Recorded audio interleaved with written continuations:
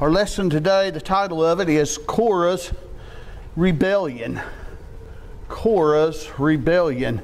You know, and this was while they were wandering in the while the children of Israel was wandering in the wilderness, things happened.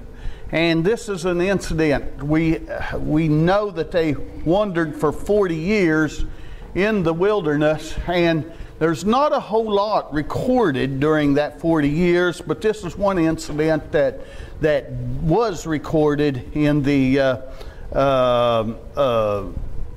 while they were wandering in the wilderness. And it turns out it's not a good thing. And so let's get into that. Let's look at our memory verse there. It's taken from 1 Samuel 15 and 23, and this verse was written several years later after Korah's rebellion. It was written to King Saul. And so let's look at that, but it still applies today as it applied even before it was even written, because sin is sin, no matter what. And so let's look at that. It says, "For rebellion is as the sin of witchcraft, and stubbornness is as iniquity and idolatry. Because thou hast rejected the word of the Lord, he hath also rejected thee from being king." And this is God sending a prophet telling Saul that the kingship has been taken from you. Why? Because Saul had done something that was wrong, that God had told him not to do. Or he didn't do what God had told him to do. One or the other. Either way, it's sin. When we do not do what God tells us to do, or if we do something that God tells us not to do, it all accounts as sin. And that's exactly the reason why. God is very firm, and I brought this out last Sunday or the Sunday before. God is very firm in what he says. I think we studied about the guy that was gathering sticks on the Sabbath day.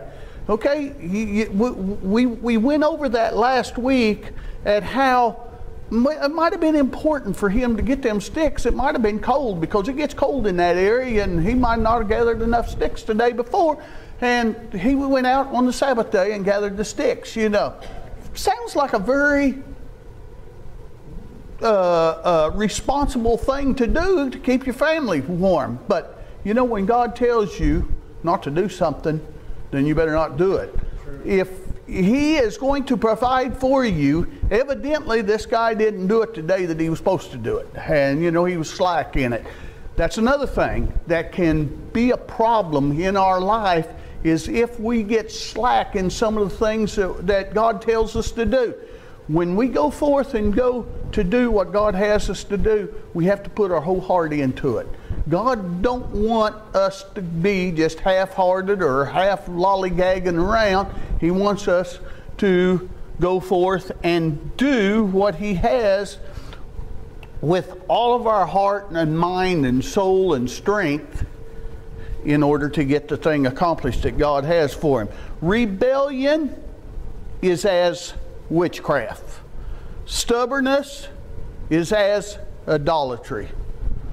He could have put anything in that. He could have named witchcraft as bad as killing someone, or as bad as you name it. It could be.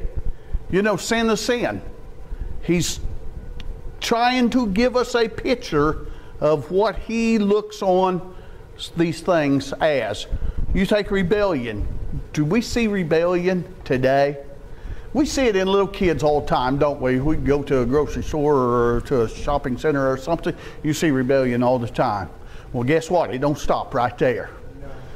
Big kids, grown-ups, rebel against this, rebel against that. You know, the authority, such as teachers or such as ministers, such as policemen. What's that? President. commanders in the service, people's always ready to rebel against. You know, what do you call somebody rebellion? A rebel, right? Okay. There's even college teams that have taken that name and applied them as their mascot, rebels, you know. Okay, it might not mean the same thing as it did back now as it did back then, but it's still rebellion. It's still rebellion. And what does God say there? Rebellion is this witchcraft. Rebellion is this witchcraft. I don't think I would want to take that name. If I was going to start up a college, I don't think I'd want to take that name. But, you know, people have different thoughts in what they do and the actions that they take. And I was going to say 90%, but I think it's more than that even. Maybe 99% of the people that rebel thinks that they have an excuse for the reason why they do that. They can always tie it to something that, oh, I'm going for God because of I'm going against this or that or whatever, you know. Make sure that God is leading before you make a statement like that. Make sure you are led of God before you make a statement like that. Because, what does he say? Rebellion is as a sin of witchcraft. Stubbornness. Do you see stubbornness? Yeah, we see that a lot. And the same people that we named for rebellion would fit into the sin of stubbornness. People are, you see that in children a lot too, stubborn. But you see it in grown-ups also being stubborn. God, when rebellion and stubbornness crops up, and it doesn't make any difference whether it's in a congregation, in your family, or in the nation, or whatever, it will cause division, and it will cause heartaches, and it will cause a lot of other things that crops up because of rebellion and because of stubbornness. And you know, God is not, it'll also cause division. Did I mention division? It'll also cause division.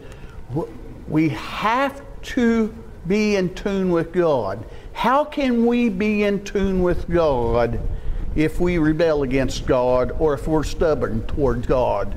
We cannot be in tune with God.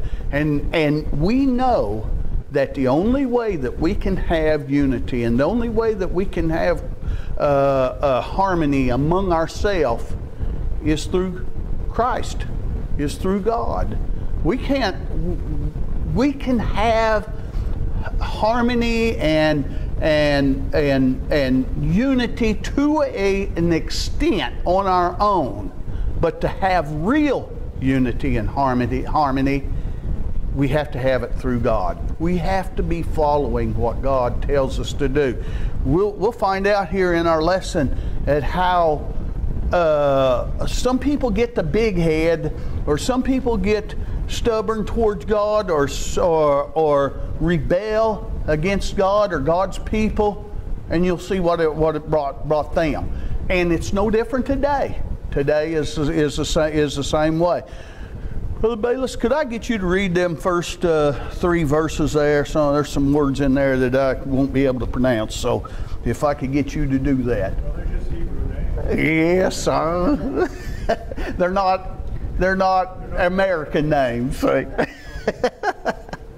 Korah, the son of Izar, the son of Kohath, the son of Levi, and Dathan and Abiram, the sons of Eliah, and Ham, the son of Peleth, the sons of Reuben, took men.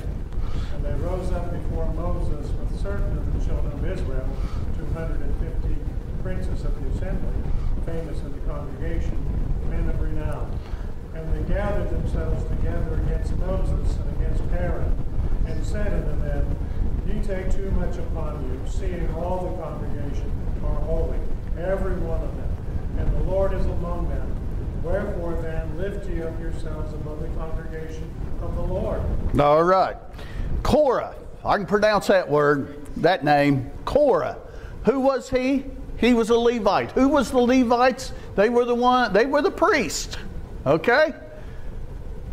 The tribe that the priests come from is the one that he came from.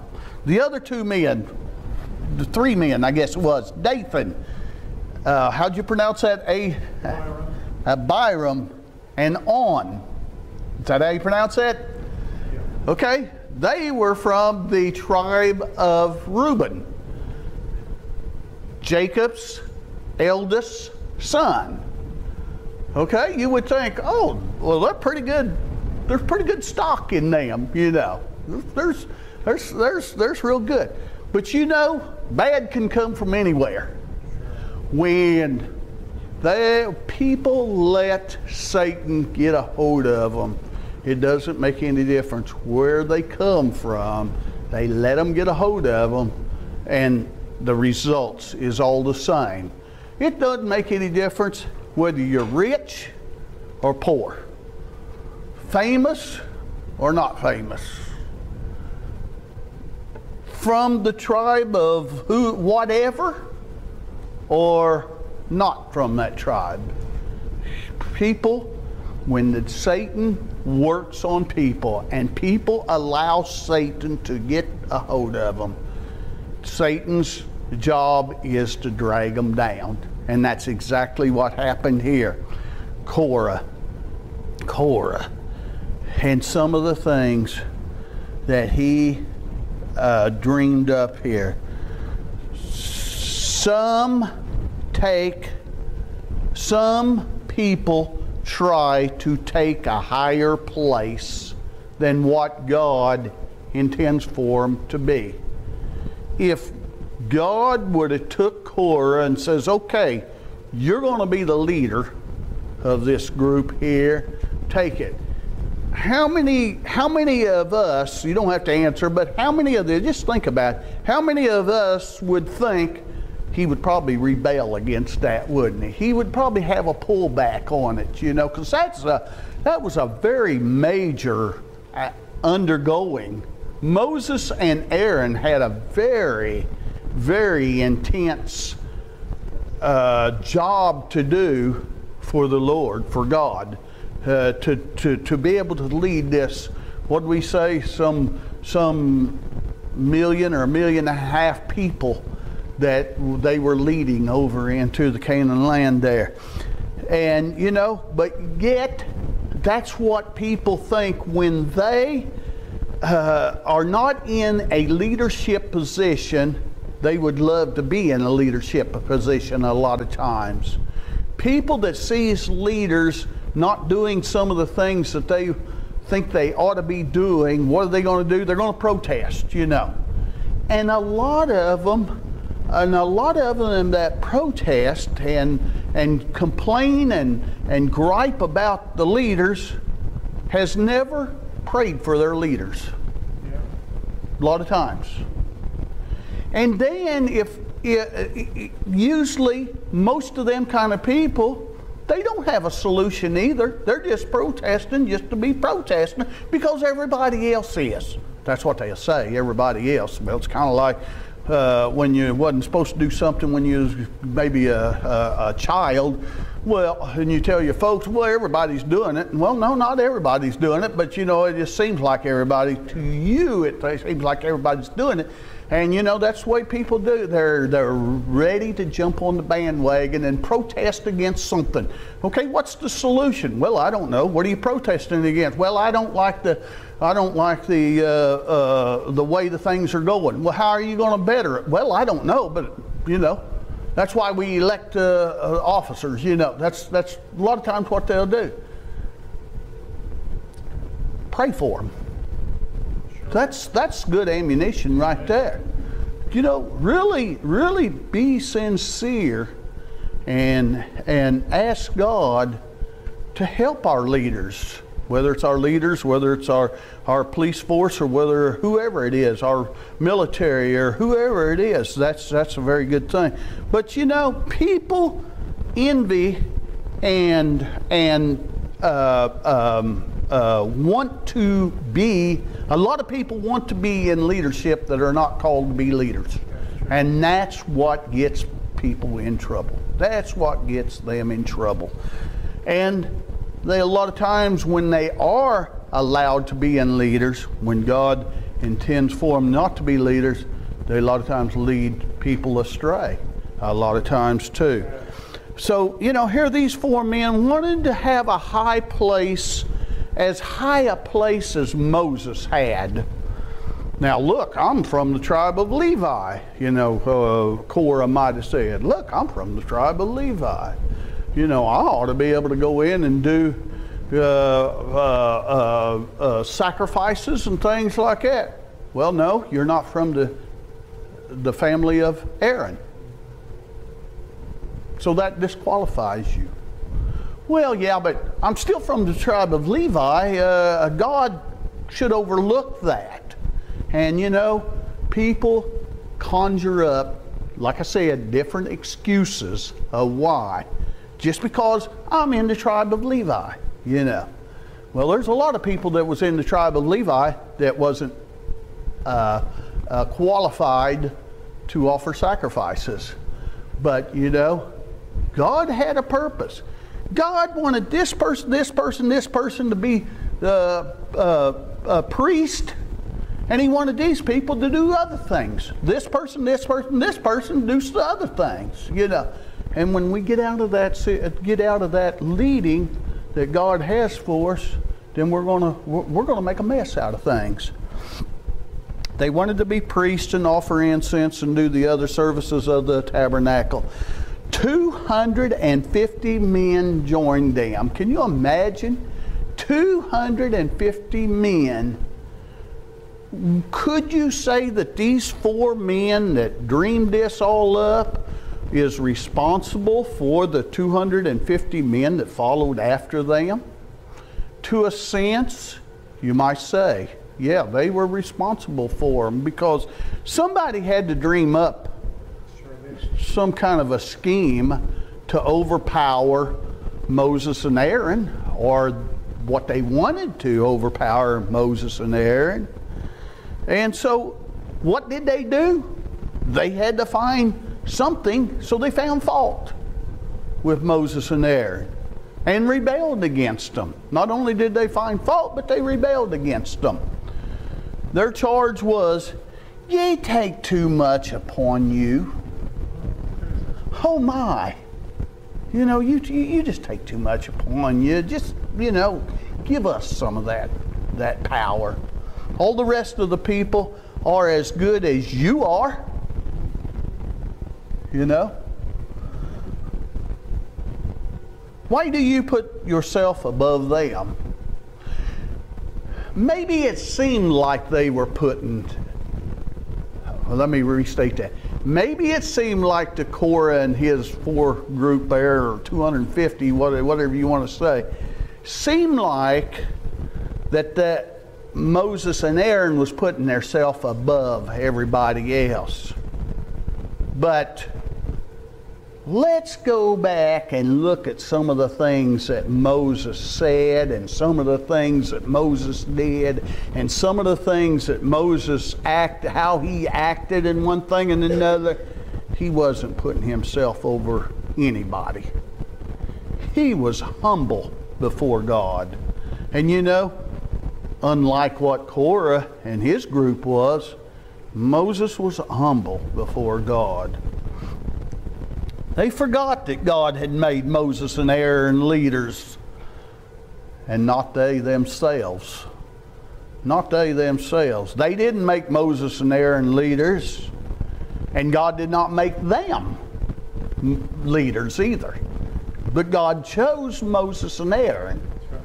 God chose Moses and Aaron to be the leader. And you know, when we go to taking on the placing of leadership, ourselves, using ourselves, putting ourselves in office, or putting other people in office that are not qualified, or we may even look at it as being qualified, but if it's not God's will, then qualification is below God's will.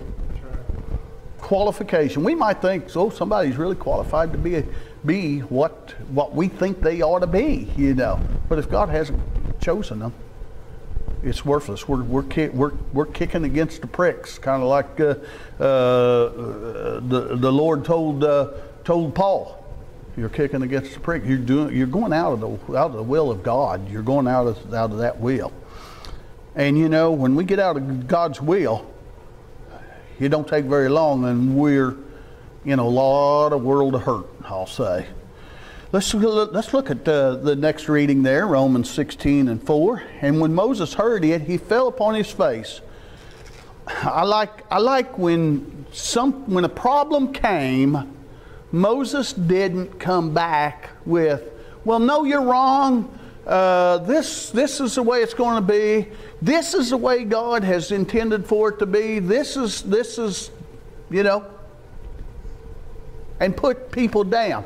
He listened to what they had to say. And then he went before God. And he spake unto Korah and to all his company, saying, even tomorrow the Lord will show who are his and who is holy, and will cause him to come near unto him. Even him whom he hath chosen will he cause to come near unto him. This do. Take your censers, Korah and all his company, and put fire therein, and put incense in them before the Lord tomorrow. And it shall be that the man whom the Lord hath choosed,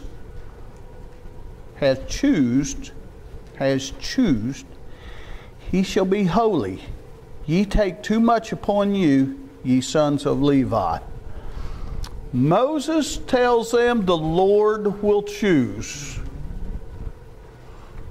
What did Moses do? First of all, he fell on his face before the Lord. And Lord, help me out here. I can't do nothing unless you're in it, is probably what Moses had said. This showed sorrow for the men and humiliation. However, mostly, don't you think he was praying? Moses, don't you think Moses was praying? Getting the answer from God. Moses could have made any kind of restrictions he wanted to, but would it really have happened? If it wasn't from God, it wouldn't. I don't care how important Moses was. How important Moses was to the people of Israel, or to God himself. How important Moses was. If Moses got out of the will of the Lord, then there's going to be a problem then. Surely he needed God's help now, and Moses knew that. Moreover, how else would you have known what God said? How else would he have known what God would say unless he was communing with God there? It gives us advice when we're in trouble. Always go to God. That's a safe instruction right there. You know, if we have a problem, go to God. Moses told Korah and his men, tomorrow the Lord will show who are his. They and Aaron shall come bringing their censers. Any man God chose, he shall be holy, that is, set apart for the work God had for him to do. Moses sent to call for all of them to come. And Dathan and Abiram, they would not go. We will not come, they said. But getting ready for the test, Korah and his 250 followers went to the tabernacle. They put fire and incense in their censers. But Dathan and Abiram would not come. They stayed at their tents. Now the rebels had set up the tabernacle of their own near the tents of these two men. the Lord told Moses to tell the people to get away from the false tabernacle and from all that belonged to the wicked rebels that was there.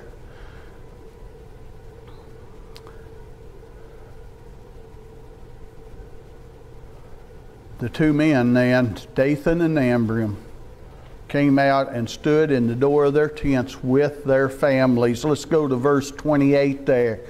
Numbers 16 and 28. And Moses said, hereby ye shall know that the Lord hath sent me to do all these things, these works, for I have not done them of my own mind. It wasn't my idea to lead the children of Israel out of Egypt and to lead them through the wilderness. It was not my idea. God one day chose me through a burning bush to lead these children out. And he might have even said, and I did not want to accept that responsibility even. But God told him that he would send somebody to help him, which was Aaron. If these men die, he says, if these men die, the ones that was rebelling against them, the common death of all men. What do you mean by the common death? Well, more than likely old age or something to that effect is what he's talking about. Or if they be visited after the visitation of all men, then the Lord hath not sent me. But if the Lord make a new thing, and the earth open her mouth and swallow them up with all that appertain unto them, and that word means belong to them, their belongings is what it means there, and they go down quickly into the pit, then ye shall understand that these men have provoked the Lord. Okay, that's the test right there. If they die of old age, then okay, the Lord didn't call me and Aaron to be the leaders. That's what Moses is saying. But then if the earth opens up its mouth and swallows them up, then that's going to prove what's going on.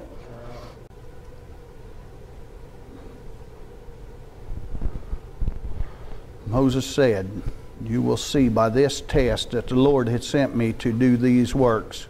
Moses was solid and firm, standing on solid and firm ground that the Lord had put underneath him.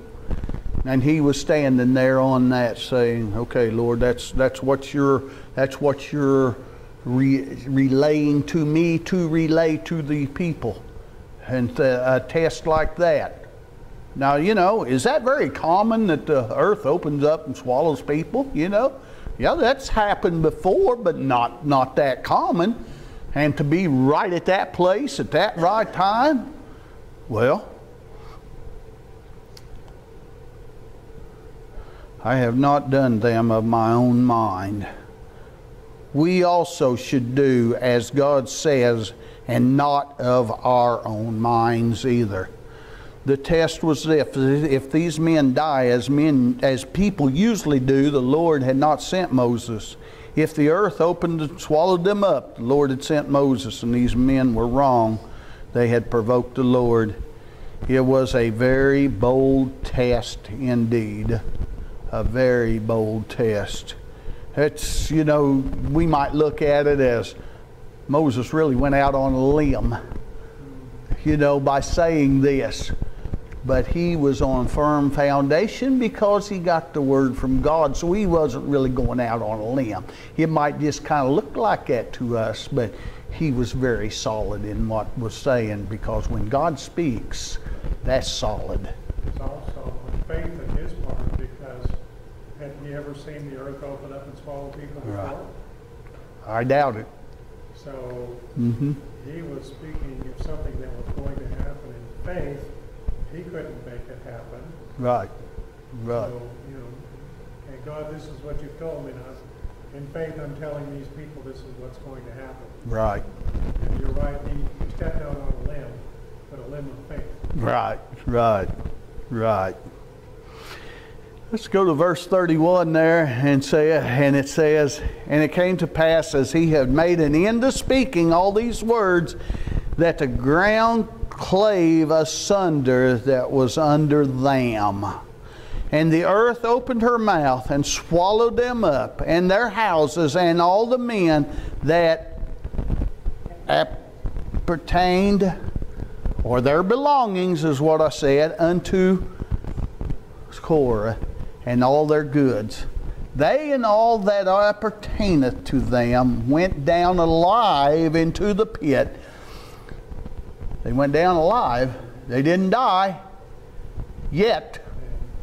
And the earth closed upon them, and they perished from among the congregation. Opened them up. Opened up the mouth, so to speak, and they plundered down into that. And then when it come together, it was probably when the death took place then. What a miracle God did here.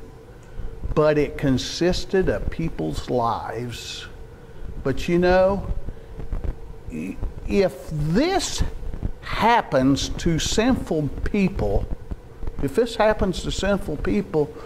we have to accept what God done. You know, Aaron's sons died a horrible death that offered strange fires. You know, that fire come out and burned them up, and that was Aaron's two of his boys. I think he had 4 boys, I believe, but that was 2 of them right there. And you know, that would be a sad thing. And I know that it weighed on Aaron's mind, but God said, them boys done wrong, so don't weep for them. Same way with these guys. I don't think God intended for people to weep for these guys. You know, these people. I don't think so. But you know, when we deal with God, we're dealing with power that's way beyond what we can control. Way beyond what we can control. God has a plan for each and every one of us, and if we don't do that plan like He wants us to, we'll wind up, not necessarily the ground opening up and swallowing us up, but you know, if we don't do what He does, we won't get the reward that we want to get someday after we die. So we have to follow what God has for us each and every day. Let's look at verse 34 there. And all Israel that were round about them fled at the cry of them, for they said, lest the earth swallows us up also. Okay, they heard some crying, it sounds to me like, don't it? Wouldn't that be quite a thing? Punishment from God. Immediately the ground opened up. These guys, the ones that was rebellious. Remember our memory verse? Rebellion is the sin same as witchcraft, you know. And God did not look pleasing on witchcraft by no means, no means. All the possessions that they had, the false tabernacle that they had built, the followers of Korah went down into that pit, no doubt screaming into the ground. And then the people really did run back. They were frightened. What if the ground would swallow them too? Well, just be on the side of the Lord, and if the ground does swallow us up, then we'll get our reward then. But we have to be on the side of the Lord. Let's look at verse 35. And there came out a fire from the Lord and consumed the 250 men that offered incenses. However, there was only some of the rebels. However, that was only some of the rebels that the ground swallowed up. There was still the 250, and they were consumed by the fire. Isn't that what it says? Is that the way you catch that? Consumed by the fire.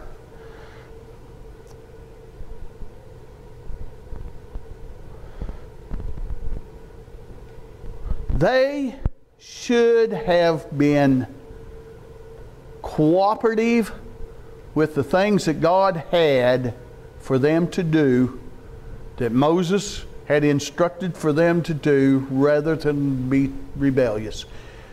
What's the opposite of rebellious? Cooperation, isn't it?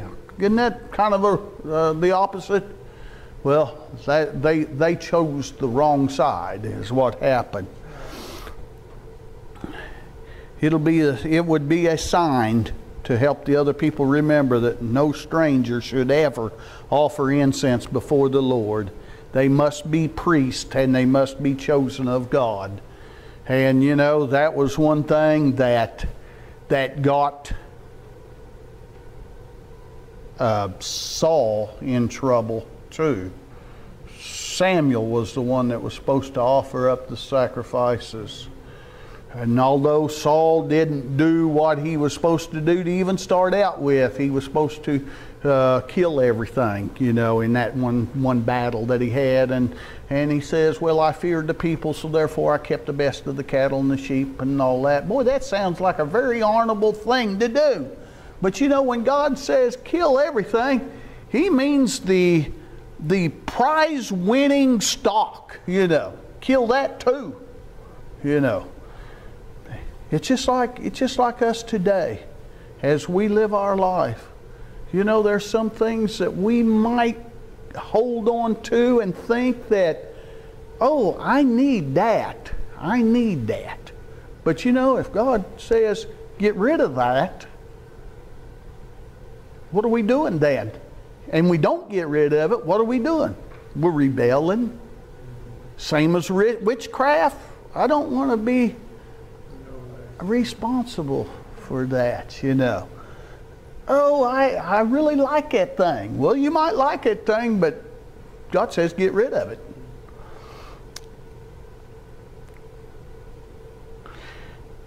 One thing about it, we must not try to do God's work with an unclean heart. However, God will make our heart clean if we will let Him. He will make us priest. He'll make us priest. Yeah, but I'm not of the tribe of Levi. Well, nowadays you don't have to be. Every saved person is a priest now. Everyone saved from sin by Jesus Christ is a priest to God. Jesus Christ being our mediator. Jesus Christ coming and mediating between us and God. That's where we can be so much in tune with God nowadays that, you know, we don't have to go through some man in order to get the instruction from God.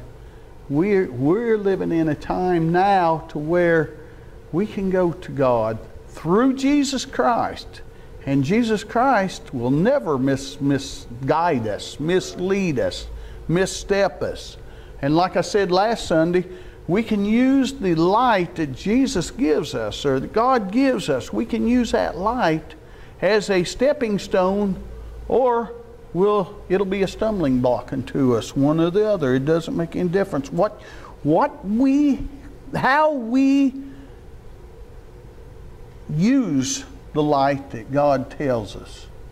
And you know, I'd rather use it as a stepping stone, because stumbling block don't sound very good, does it? And it's not good. It's not good. And it says, and there came out a fire from the Lord and consumed the 250 men that offered incense. A lot of people, and I mentioned this kind of earlier, a lot of people rebel or protest. But a lot of them don't even know what they're rebelling and what they're protesting against. You know, they have no solution of how to fix things that they are protesting against. A lot of them doesn't. You know, prayer is the thing that we We might not like what's going on in our nation or in the world. We might not like that. And there's a lot of evil going on in our nation and all. But you know, if we will only hold up our leaders in prayer, people that are in authority, people that are leaders, people that are in authority, hold them up in prayer. I know that in the news, why there's a Supreme Court justice that is going to be considered to serve on the Supreme Court justice, you know. And we might look at that person and say, okay, that's a good person. Maybe somebody else might look at him and say, no, that's definitely a wrong person to have that. Well, you know what the best thing to do? Even if we think he's the right one, Lord, you know who needs to be approved or be appointed into that situation. It's a situation where it's going to affect us. It's going to affect our children. It's going to affect our grandchildren. And you know, we need to hold people like that up before God, and people that are going to be questioning Him, that the right questions be answered, and that the right person be put in there. And you know, that's the same way whether it's the Supreme Court justice, or whether it's a president or the vice president, or whether it's the school board system. You know, we have to get God's leading. You know, when we go to vote, Lord, show me which person to vote for. You know how they will work. And you know, that's in every day in our life, you know, that God, we need to get the leading and guidance from God every day of our life. No matter what we're doing, no matter who we might see, no matter who we might meet, God knows who we were going to meet during the day. There's points to consider there. The power of intercession. I'd like to read that there. It's about the third paragraph down. How often the children of Israel owed their lives to the prayers of Moses. I like to think of that. How many times did they go complaining to Moses for this thing and that thing and the next thing, and what did Moses do? He didn't ridicule them. He didn't say, "Oh, you little stubborn children," you know. But what did he do? He fell on his face before God, and kind of stood in between them, the people that he was leading, and God, you know, and told them, says, "Okay, this is what's going to, after he get the leading from God, this is what's going to happen. This is how God's going to solve our problem." Let's go on down then. Another couple of paragraphs there. Typical meanings. Let's look at this. The incense is a type of prayer and worship and spiritual service of the saints. When false incense is presented to God, that doesn't go over very good. You know, Korah tried to offer incense, or his friends and all tried to offer incense, and you see where that got him. It's no different for us today. It's no different for us today. We try to offer false incense, problems are going to rise. Number two, the priesthood is a type of the saint's position before God.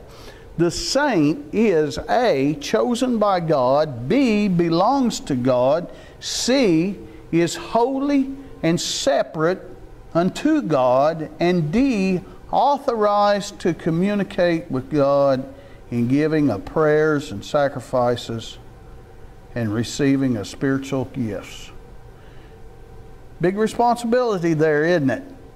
Chosen, being able to wear the priesthood title is a big responsibility. Being a saint Being a saint is a big responsibility. We don't want to let God down. And how can we let Him down? By not doing what He intends for us to do. We don't want to let God down. Number 3, the offering of incense by the rebels is a type of the attempt to usurp the privileges of saints without being a saint.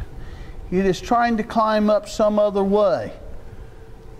Pretending to be a saint when you're not a saint. What do you call that? Hypocrite. That's exactly the word I was thinking of. Hypocrite. We don't want to be a hypocrite. We don't want to be a hypocrite. That will harm the things of God and harm people, and will discourage and cause people to backslide, get away from God. We've seen it. We've seen it in our lifetime. Some of us have seen that in our lifetime. How it has hurt other people in the congregation, or other people that may not even be in the same congregation, but that's maybe in a different congregation even. And you know, God says that, you know, if you offend one of these little ones, what did He say? More or less the blood's on your hand when that happened. And so, you know, you won't be only suffering for yourself, but you'll be suffering for the other person when that day comes. We need to get the full leadings of the Lord. Number 4, the incense offered by Aaron is a type of intercession of saints for sinners. The go-between, the priest going between, is what he's talking about there. The intercession, presenting that before God for an atonement for our sins, is what he's talking about. And then number 5, the death of the rebels is a type of the condemnation of false saints. And that's where he brings out hypocrites there. Hypocrites. And you know, I think God, we'll go back to the memory verse there. For rebellion is as a sin of, you could put hypocrites in that, couldn't you, I think? God looks at witchcraft as just as bad as hypocrites. You know, we kind of say that, you know, God doesn't put a degree on sin, so therefore we might put a degree on it, and we might think hypocrites are really terrible. We might think witchcraft is really terrible, and I think that's the reason why it's written that, because we think witchcraft is horrible. But you know, like I said at the first of the lesson, it doesn't make any difference what sin you put in there. It's all looked on as the same there. I've got 3 questions here I want us to look at. Who rebelled against whom? Korah and his group rebelled against Moses. Okay. What did they want? What did the rebels want? Well, they wanted more power, is kind of the way I would have answered that. And then the third one here, who was to decide the question? There was the important part right there. First of all, the important is not be in that rebellious situation. But you know, who was to decide the question? And you know, God is the one that's going to decide the penalty, the question, the whatever's justice. God is going to decide that, and He is a just God. He is a just judge. He will not make a mistake. He will give exactly what He says He will give, and there's no way around it. If we do something wrong, there's no other way around it other than to give our heart and life back over to Him. Our next lesson is Moses dishonors God. So let's take a look at that then next Sunday.